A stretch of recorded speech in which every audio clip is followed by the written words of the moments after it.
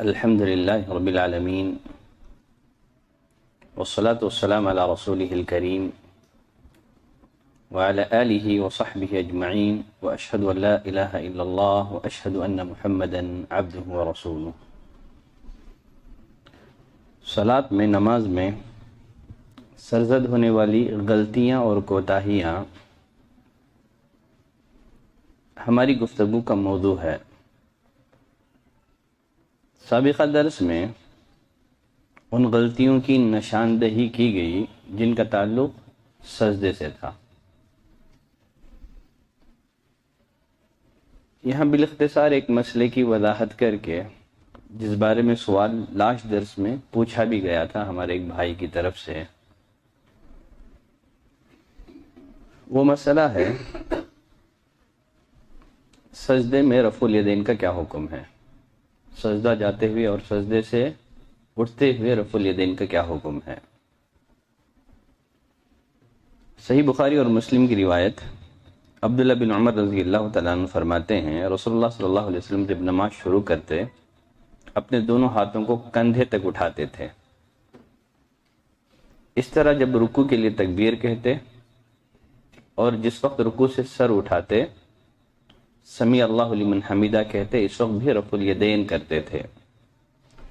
سجدوں میں ایسا عمل نہیں کرتے تھے، سجدوں میں ایسا عمل نہیں کرتے تھے، یعنی سجدے میں آپ رسول اللہ صلی اللہ علیہ وسلم رفع الیدین نہیں کیا کرتے تھے۔ تو عبداللہ بن عمر رضی اللہ تعالیٰ عنہ کی روایت سے یہ بات واضح ہے کہ نبی کریم صلی اللہ علیہ وسلم سجدہ جاتے ہوئے اور سجدے سے اٹھتے ہوئے رفع الیدین نہیں کرتے تھے۔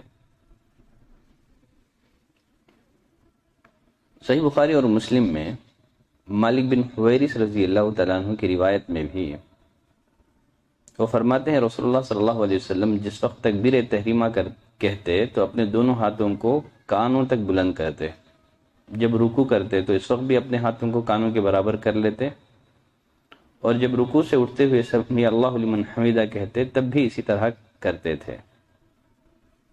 اس حدیث کے راوی کون ہیں؟ مالک بن حویرث۔ بخاری اور مسلم میں روایت اتنی ہی ہے۔ اسی روایت کو امام نسائی رحمۃ اللہ علیہ نے کچھ اضافے کے ساتھ نقل کر دیا ہے۔ وہ اضافہ کیا ہے؟ جب آپ سجدہ کرتے اور جس وقت سجدے سے سر اٹھاتے تب بھی اپنے ہاتھوں کو کانوں کی لو تک اٹھاتے تھے۔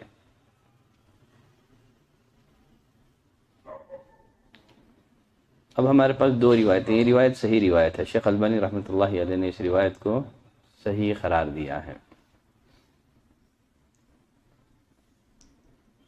تو ہمارے پاس عبداللہ بن عمر رضی اللہ تعالیٰ عنہ کی روایت اور پھر اسی طرح سے مالک بن حویرث رضی اللہ عنہ کی روایت، ان دونوں کی روایتوں میں ٹکراؤ ہو گیا۔ جب دو حدیثوں میں ٹکراؤ ہو جائے تو اس موقع پر محدثین کا موقف کیا ہوتا ہے؟ محدثین جب دو روایتوں کے درمیان تعارض ہو جائے، اول کوشش اس بات کی ہوتی ہے کہ دونوں روایتوں کے درمیان جمع اور تطبیق کیا جائے، دونوں روایتوں کے درمیان جمع کیا جائے۔ الجمع مہما امکن، استطاعت بھر، طاقت بھر دونوں روایتوں کے درمیان جمع کرنا ہی چاہیے۔ اور محدثین کے نزدیک اور ایک اصول بھی ہے، اصول فقہ کا ایک اہم اصول ہے، اعمال الدلیلین اولا باعمال احدہما واہمال الاخر۔ اعمال الدلیلین اولا، دونوں دلیلوں پر عمل کرنا بہتر ہے ایک دلیل پر عمل کرنے سے اور دوسرے دلیل کو چھوڑنے سے۔ سمجھ رہے ہیں؟ اعمال الدلیلین اولا، دونوں دلیلوں پر عمل کرنا بہتر ہے ایک پر عمل کرنے سے ایک کو چھوڑنے سے۔ تو روایتوں کے درمیان جب اختلاف ہوتا ہے تو محدثین کا پہلا موقف یہ ہوتا ہے کہ جمع کرنے کی کوشش کرتے ہیں۔ یہاں بھی محدثین کے ایک طبقے نے جمع کی کوشش کی ہے۔ جمع اس طرح سے کہ نبی کریم صلی اللہ علیہ وسلم کا اکثر عمل تو یہی ہوتا تھا کہ آپ سجدہ جاتے ہوئے سجدے سے اٹھتے ہوئے رفع الیدین نہیں کرتے تھے، اکثر عمل یہی ہے۔ کبھی کبھار نبی کریم صلی اللہ علیہ وسلم سجدے میں جاتے ہوئے اور سجدے سے اٹھتے ہوئے رفع الیدین کر لیا کرتے تھے، کبھی کبھار۔ مالک بن حویرث ہو یا وائل بن حجر ہو، یہ دونوں مدینے کے باسی نہیں تھے، مدینے کے رہنے والے نہیں تھے، ایک دو دفعہ یہ مدینہ آئے تھے۔ اس کے برخلاف عبداللہ بن عمر رضی اللہ تعالیٰ عنہ، انہوں نے مستقل مدینے میں قیام کیا ہوا تھا، نبی کریم صلی اللہ علیہ وسلم کے پیچھے انہوں نے کئی نمازیں پڑھی، اور عبداللہ بن عمر رضی اللہ تعالیٰ عنہ یہ نبی کریم صلی اللہ علیہ وسلم کی سنتوں پر عمل کرنے کے بڑے حریص تھے، حتیٰ کہ اگر رسول اللہ صلی اللہ علیہ وسلم کسی کام کو عادتاً کیے ہوئے ہیں، عبادتاً نہیں ہے، دوران سفر اگر آپ صلی اللہ علیہ وسلم نے کسی جگہ پڑاؤ ڈالا ہو تو عبداللہ بن عمر رضی اللہ تعالیٰ عنہ کی خواہش ہوتی تھی کہ وہاں کچھ دیر رک کر کے سفر کے سلسلے کو آگے بڑھایا جائے، اس شدت سے حریص تھے۔ تو معلوم کیا ہوا کہ کبھی کبھار کر لیا جائے، کبھی کبھار سجدہ جاتے ہوئے سجدے سے اٹھتے ہوئے رفع الیدین کر لیا جائے، لیکن اکثر عمل یہی ہوتا تھا کہ آپ صلی اللہ علیہ وسلم رفع الیدین نہیں کرتے تھے۔ ٹھیک ہے، یہ تو ہو گیا پہلا موقف۔ دو روایتوں میں ٹکراؤ ہو جائے تو محدثین یا تو جمع کے موقف کو اپناتے ہیں، یا دوسرا اگر جمع ممکن نہیں ہے تو ترجیح کا راستہ اپناتے ہیں۔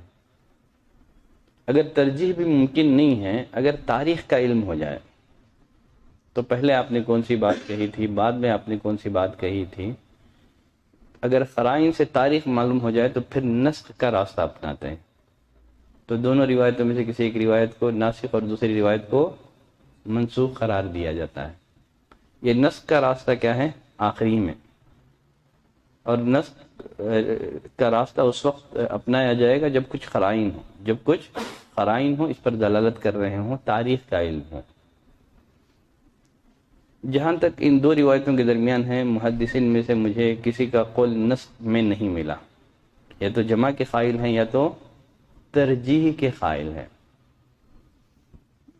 محدثین کا ایک بڑا طبقہ ایسا ہے جو عبداللہ بن عمر رضی اللہ تعالیٰ عنہ کی روایت کو ترجیح دیتے ہیں مالک بن حویرث رضی اللہ تعالیٰ عنہ کی روایت پر، اس لیے کہ امام بخاری اور مسلم نے مالک بن حویرث رضی اللہ تعالیٰ عنہ سے حدیث روایت کی ہے، لیکن اس میں سجدے میں جاتے ہوئے اور سجدے سے اٹھتے ہوئے رفع الیدین کا تذکرہ نہیں کیا ہے۔ یہ زیادتی کس کے پاس ہے؟ یہ امام نسائی کے پاس ہے۔ اس بنا پر وہ کہتے ہیں کہ یہ جو زیادہ ہے یہ شاذ ہے۔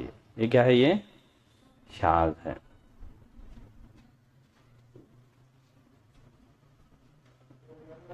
ایک قرینہ تو وہی ہے، عبداللہ بن عمر رضی اللہ تعالیٰ عنہ نبی کریم صلی اللہ علیہ وسلم کی سنتوں پر عمل کرنے کے بڑے حریص تھے، وہ واضح طور پر فرما رہے ہیں کہ نبی کریم صلی اللہ علیہ وسلم سجدے میں رفع الیدین نہیں کرتے تھے۔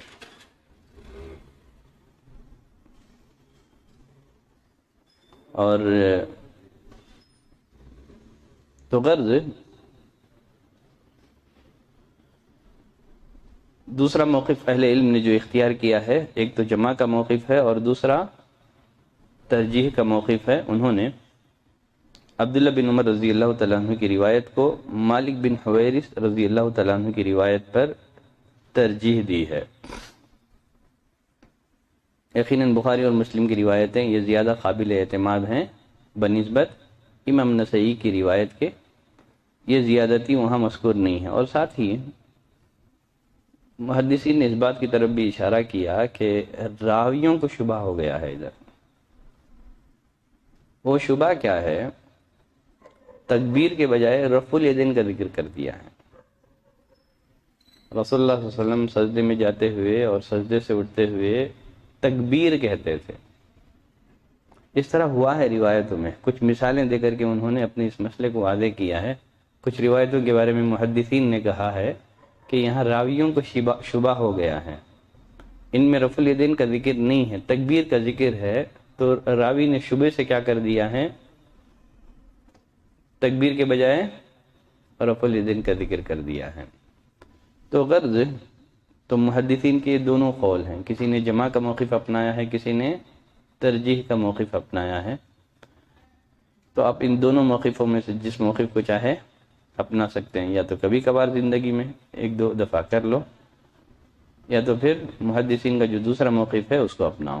خیر چلے، یہاں تک ہو گئی ہماری پہلی رکعت ختم، 2 سجدے ہو گئے، 2 سجدوں کے بعد جلسہ استراحہ وہ بھی ہو گیا۔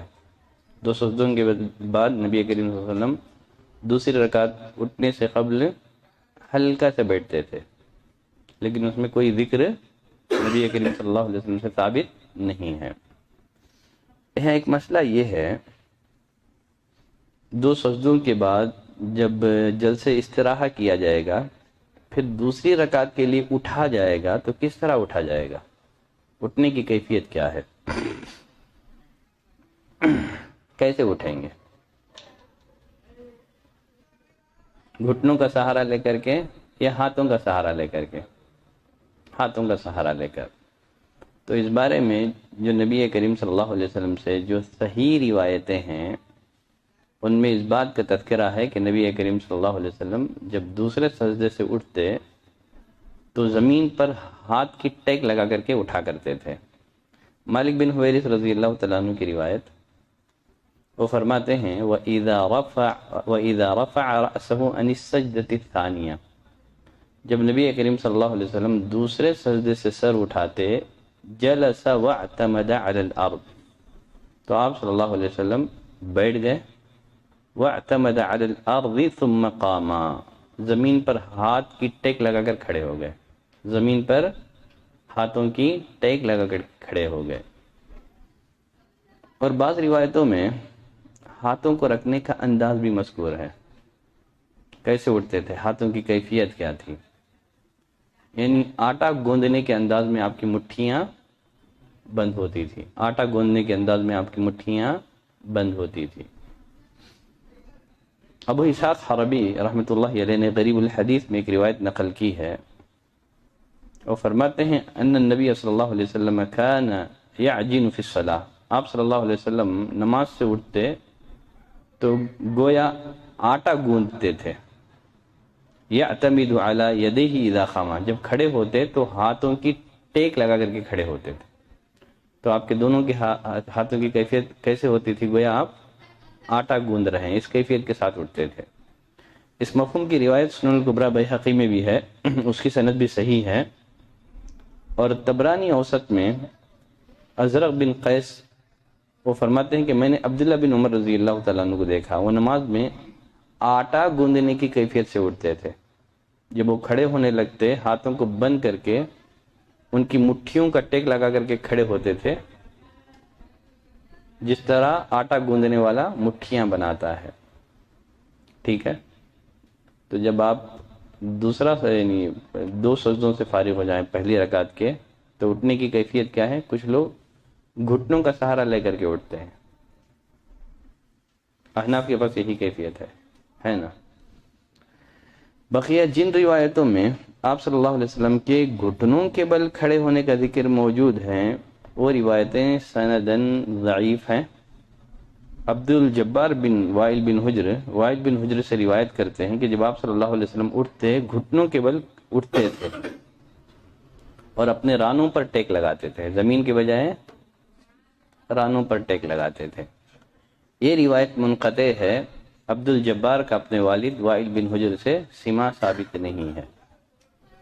اور پھر اسی طرح سے ابو ہریرہ رضی اللہ تعالیٰ عنہ کی ایک روایت ہے، رسول اللہ صلی اللہ علیہ وسلم جب کھڑے ہوتے نماز میں پنجوں کے بل کھڑے ہوتے تھے۔ یہ روایت بھی ضعیف ہے، خود امام زیلعی حنفی رحمۃ اللہ علیہ نے، امام ترمذی، ابن عدی، بخاری، نسائی، ابن معین، احمد، ابن الجوزی، ان تمام محدثین کے حوالے سے اس روایت کا ضعیف ہونا نقل کیا ہے۔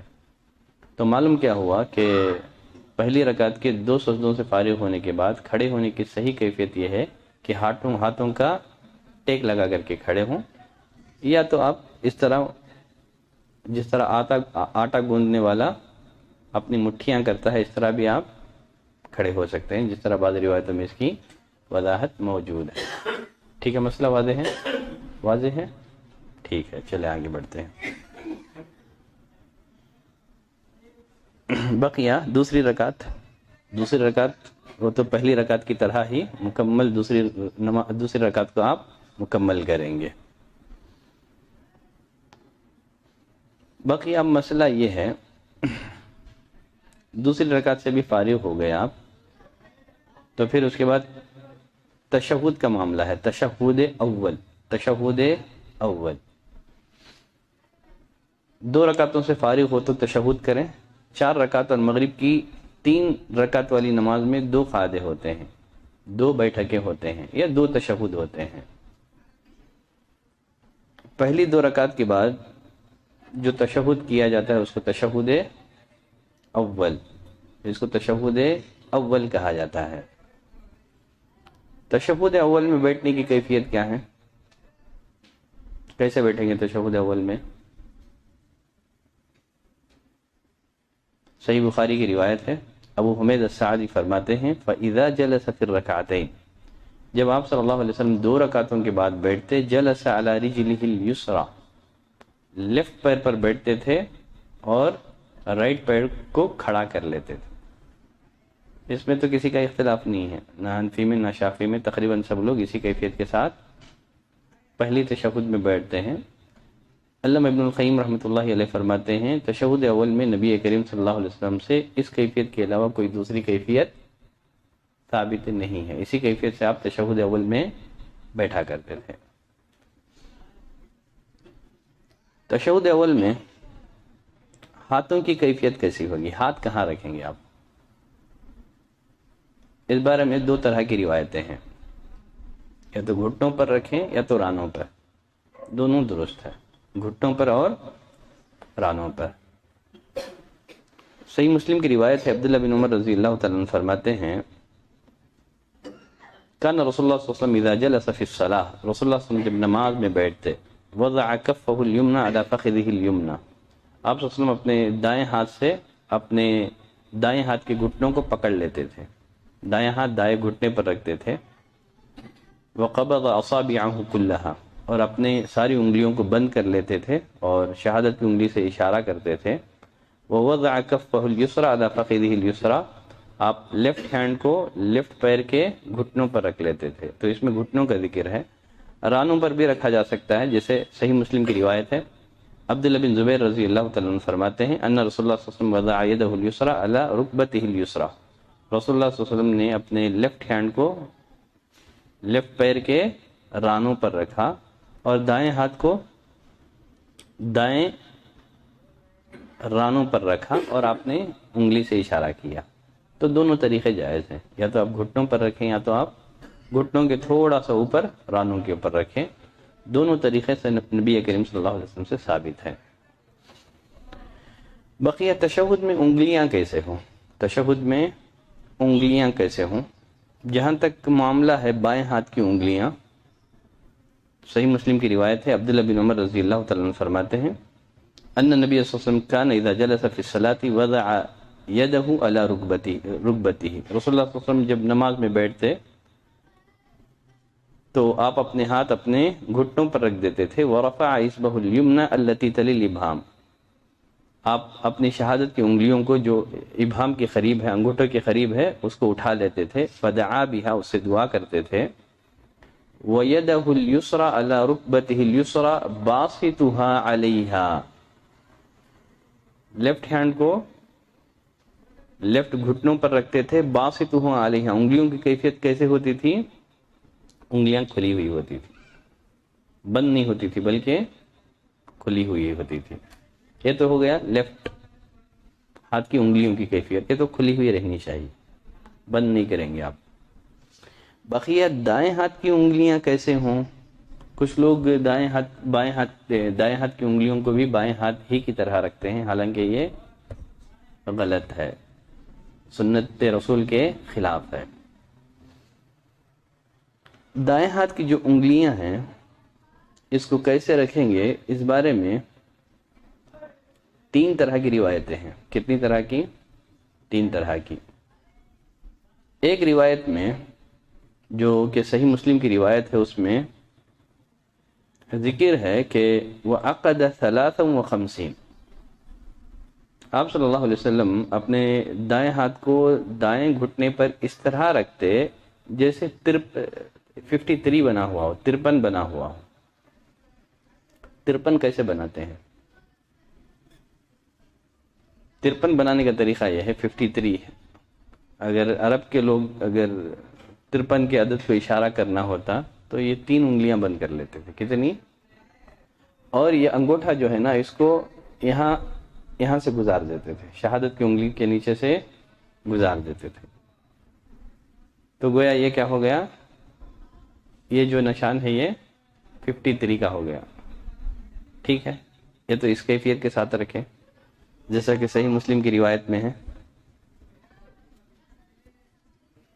اور پھر اسی طرح سے دوسرا طریقہ جو اس بارے میں آیا ہے وہ ہے وقبض ثنتین۔ آپ صلی اللہ علیہ وسلم اپنی 2 انگلیاں بند کر لیتے تھے۔ کون سی؟ یہ جو 2 انگلیاں ہیں نا، اس کو بند کر لیتے تھے۔ بقیہ انگوٹھا ہے اور درمیانی انگلی، اس کا حلقہ بنا لیتے تھے۔ 2 انگلیاں بند ہو جاتی تھی اور درمیانی انگلی اور انگوٹھا، درمیانی انگلی اور انگوٹھا اس کا حلقہ بنا لیتے تھے اور اشارہ کرتے تھے شہادت کی انگلی سے۔ ایک تو 53 کا عدد ہو گیا، ٹھیک ہے، دوسرا ایسے۔ تیسرا طریقہ یہ ہے کہ آپ ساری انگلیوں کو بند کر دیں، ٹھیک ہے۔ وفی روایت وقبض اصابعه كلها، آپ صلی اللہ علیہ وسلم نے اپنی ساری انگلیوں کو بند کر دیا، ساری انگلیوں کو بند کر دیا۔ واشار باللتی تلی الابہام، اور انگوٹھے کے قریب والی جو انگلی ہے یعنی شہادت کی انگلی، آپ نے اس سے اشارہ کیا، اس کو سبابہ کہا جاتا ہے۔ واشار بالسبابہ، آپ اسے اشارہ کرتے تھے، ٹھیک ہے، مسئلہ واضح ہے۔ تو تینوں طرح کی کیفیتیں ہیں۔ اب یہاں ایک مسئلہ یہ ہے، ہاتھوں کو رکھنے کی کیفیت اور انگلیوں کی کیفیت ہو گئی۔ اب مسئلہ یہ ہے، تشہد میں شہادت کی انگلی کا اشارہ ہے اور پھر مزید حرکت ہے۔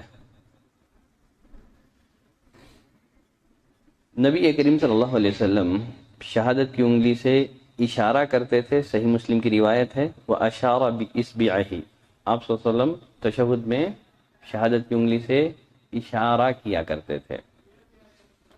اور ساتھ ہی سنن نسائی اور ابن خزیمہ میں اشارے کے ساتھ مزید حرکت کا بھی ذکر ہے۔ وہ فرماتے ہیں وائل بن حجر، فَرَأَيْتُهُ يُحَرِّكُهَا يَدْعُو بِهَا، میں نے آپ صلی اللہ علیہ وسلم کو دیکھا آپ شہادت کی انگلی کو حرکت دیتے جاتے اور دعا کرتے جاتے۔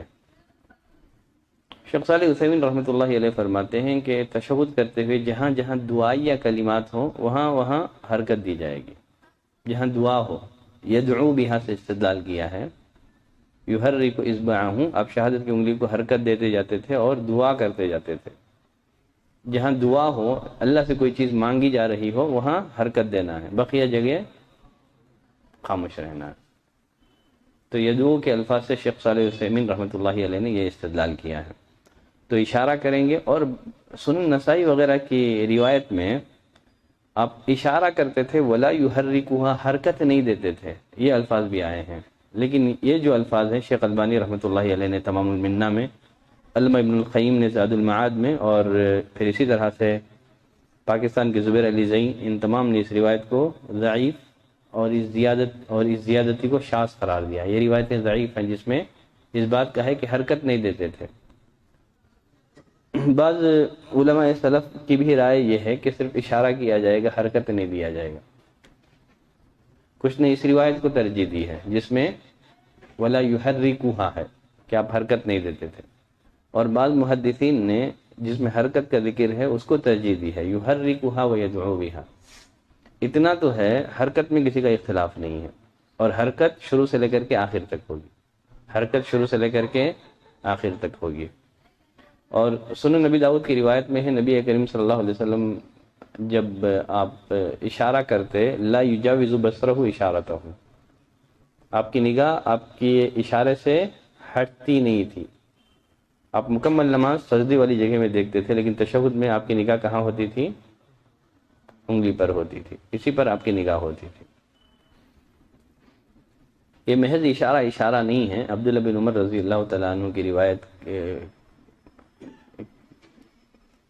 کی بنا سے اس روایت سے پتہ چلتا ہے کہ شیطان کو شہادت کی انگلی سے جتنی تکلیف ہوتی ہے اتنی تکلیف کسی اور بات سے نہیں ہوتی ہے. اگر اس کو لوہے کی ہتھوڑی سے مارا جائے تو اتنی تکلیف نہیں ہوتی جتنی تکلیف اسے اس اشارے سے ہوتی ہے.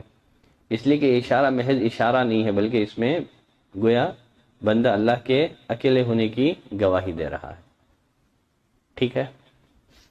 اور کچھ لوگ انگلیوں کو تھوڑا سا ٹیڑھا بھی کر دیتے ہیں. جس روایت میں شہادت کی انگلی کے ٹیڑھے ہونے کا ذکر ہے وہ روایت سند ضعیف ہے، ثابت نہیں ہے، بالکل سیدھی ہوگی. اور کچھ لوگ ایک تو حرکت دیتے ہوئے بہت سپر فاسٹ کرتے ہیں، نہیں، ہر چیز میں اعتدال، میانہ روی. اور کچھ لوگ ہیں نا رفع و خفض کرتے ہیں. شیخ البانی رحمۃ اللہ علیہ فرماتے ہیں کہ احادیث میں جھکانے اٹھانے کا ذکر نہیں ہے، حرکت ہے. آپ اوپر کر رہے ہیں، نیچے کر رہے ہیں، یہ رفع و خفض ہو گیا. حدیث میں رفع و خفض کا ذکر نہیں ہے. آپ حرکت دیں، کچھ لوگ ایسے حرکت دیتے ہیں نیچے، وہ بھی غلط ہے. آپ حرکت دیں تو آپ کی انگلی قبلے کی طرف کہاں ہو؟ قبلے کی طرف ہو. نیچے ایسے ہی حرکت دینا، زمین کی طرف آپ کی انگلی. جیسے عبداللہ بن عمر رضی اللہ تعالیٰ نے ایک آدمی کو دیکھا کہ وہ نماز میں کنکریوں کو حرکت دے رہا تھا، کنکریوں سے کھیل رہا تھا. جب نماز سے فارغ ہوئے تو عبداللہ بن عمر نے اسے کہا ایسے مت کرو نماز میں، یقیناً یہ سب شیطانی حرکتیں ہیں، لیکن ویسے کرو جیسے رسول اللہ صلی اللہ علیہ وسلم کیا کرتے تھے. آپ صلی اللہ علیہ وسلم نے اپنے دائیں ہاتھ کو دائیں گھٹنے پر رکھا، وَأَشَارَ بِإِصْبِعِهِ الَّتِي تَلُو الْإِبْهَامَ، آپ نے شہادت کی انگلی سے اشارہ کیا إِلَى الْقِبْلَةِ. آپ کا اشارہ کس طرف ہوتا تھا؟ قبلے کی طرف. نہ ایسے نہ ایسے، بلکہ قبلے کی طرف اشارہ کریں، لیکن رفع خفض نہ ہو، رفع اور خفض نہ ہو. بقیہ تشہد سے متعلق سے اور بھی کچھ مسئلے ہیں. مسئلہ یہ ہے، اگلے درس میں میں اس پر گفتگو کروں گا، کیونکہ تشہد اول ہم لوگ پڑھ رہے ہیں. تشہد اول ہم لوگ پڑھ رہے ہیں. تشہد اول میں کیا درود پڑھا جائے گا کہ نہیں پڑھا جائے گا؟ درود پڑھا جائے گا کہ نہیں پڑھا جائے گا؟ یہ ایک مسئلہ ہے. ٹھیک ہے، اس بارے میں انشاءاللہ اگلے درس میں تھوڑا تفصیل سے گفتگو کروں گا. آج کے لیے انشاءاللہ اتنے مسائل کافی ہیں. اسی سے ریلیٹڈ کسی کے پاس کوئی سوال ہو تو اپنا سوال رکھ سکتا ہے.